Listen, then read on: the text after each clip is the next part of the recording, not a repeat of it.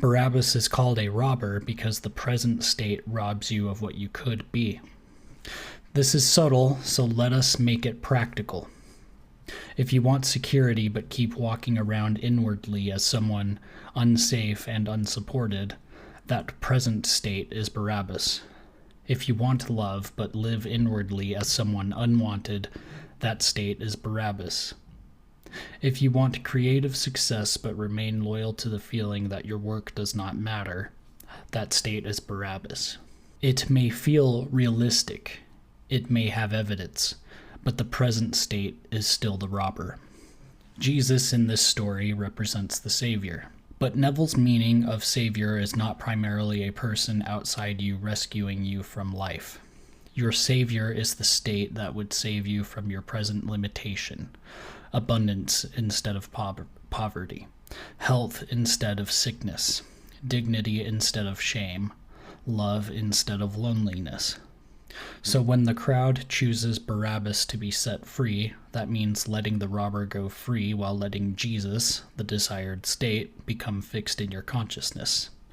This is the trial within consciousness. Neville connects this with the Passover. In the Bible, Passover is the great feast of deliverance. In the Hebrew Bible, it is connected with Israel escaping Egypt.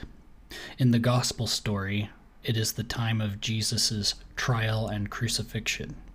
Mystically, Passover means passing over from one state of consciousness to another. That is the whole point. You pass over from being the person who lacks the thing to being the person who has it. You pass over from fear to fulfillment, from wanting to being, from desiring to having. But you cannot pass over while keeping the old state alive. This is why Barabbas must be released. It sounds backwards at first, because in the literal story, Barabbas goes free and Jesus is crucified. But esoteric interpretation is that Barabbas is released from consciousness. The old thief is let go. Jesus, the desired state, is crucified in the place of the skull. The place of the skull is Golgotha. Symbolically, the skull points to the head, the imagination, the seat of inner vision.